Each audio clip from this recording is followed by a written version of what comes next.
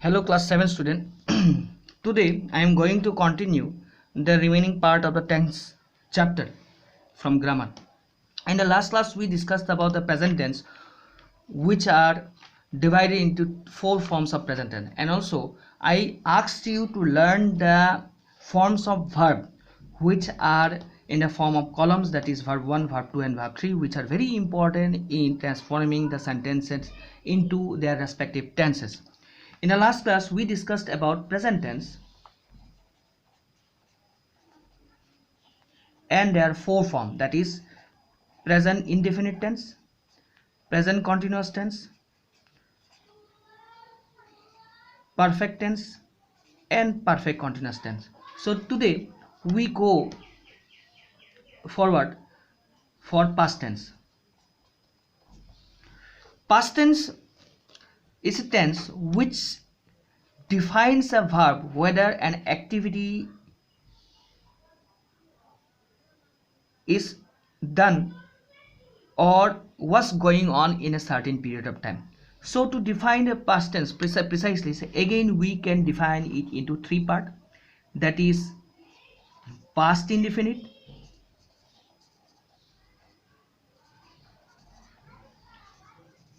past continuous,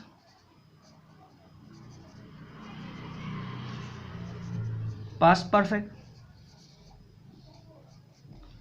and the combination of perfect, that is past perfect and continuous tense, perfect continuous tense. So here as we compare with the present tense, there is not so much difference. There's only difference is that defining the verb in a particular time, and to write the verb in an accurate order we can get the past tense. Here let's start with the structure of the past tense. First we start, that is indefinite.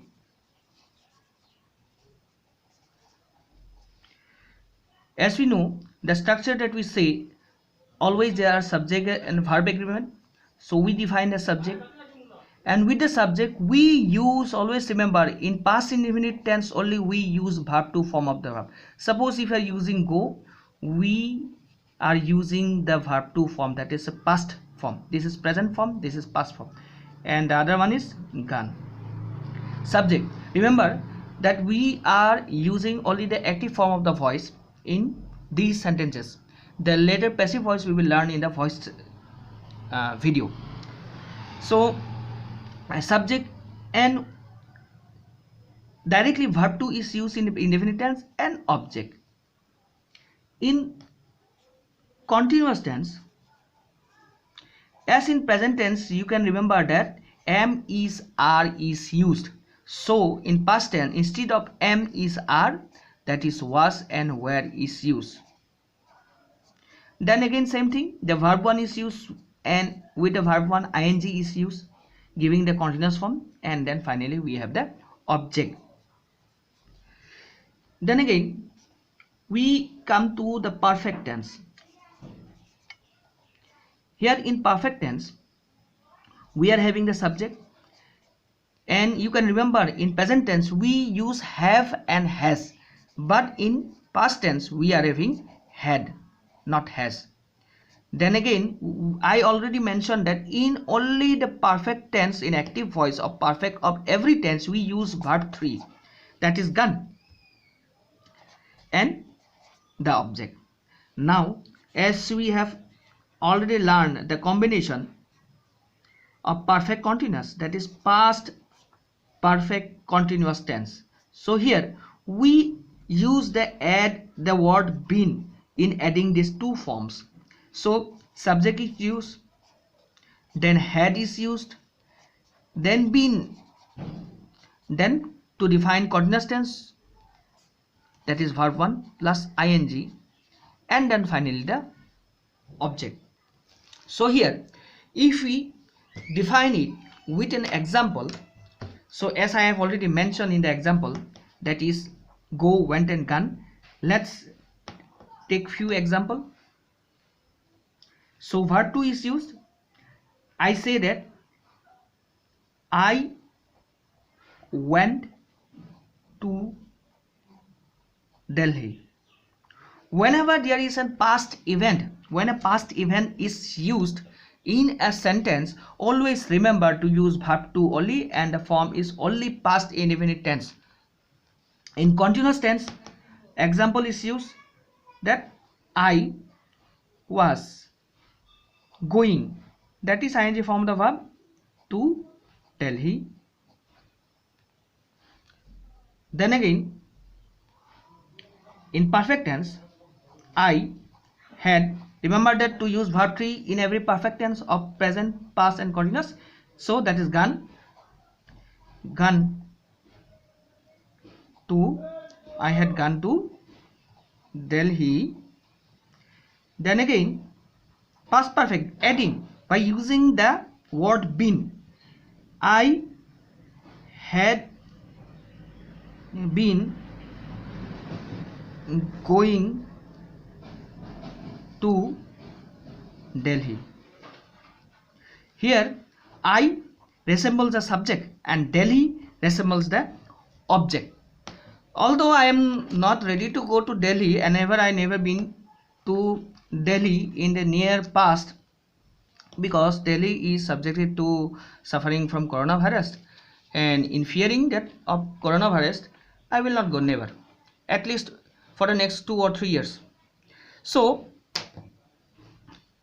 in this regard, as I have already mentioned that the list of verb, again I mentioned the list of verb is very important. Without the list of verb, if you don't learn, it is impossible for you to learn tense. So next tense that I have mentioned is future. The future tense in learning future tense in grammar is quite negligible, but it is necessary. At least you need to understand.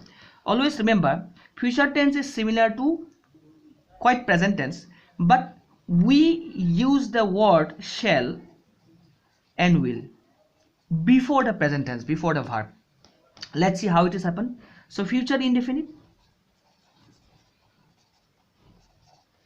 In future indefinite, subject plus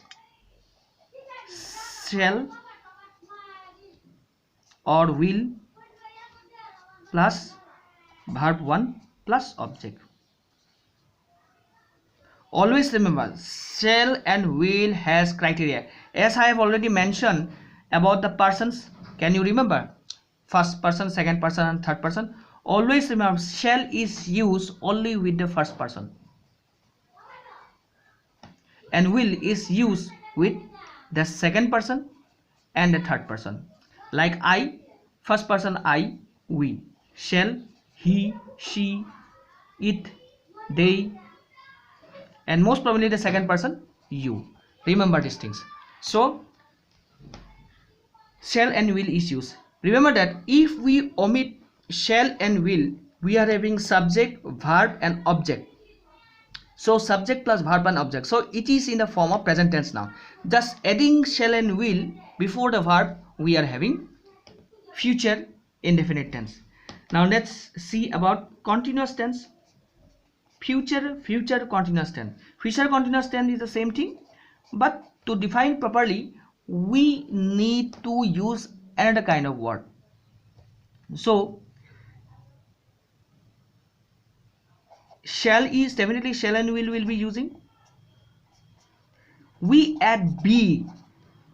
Be is used. We add be after shall and will. Then we use verb 1, the ing form of the verb, and then object. You see, shall and will be. In present continuous tense, we are using are and is and are. So in this way, instead of is and are, we are using be, and although we need to add shall and will in future continuous tense. Then perfect tense, same thing, subject plus shall, will plus have, adding the word have for perfect. Then verb 3, always remember for perfect tense always using verb 3. In past tense also we are using perfect tense we are using verb 3, always remember. So in perfect, this is adding at a later, we are adding object. In perfect tense, perfect continuous, sorry, we are adding subject plus shall or will. Then I have mentioned that to add perfect continuous we use the word been, so again we are using been. Then verb 1 plus ing form of the verb plus object. So this is the structure of the verb, structure of the tense. And here if we go through the example, same thing as I am mentioning with the verb go.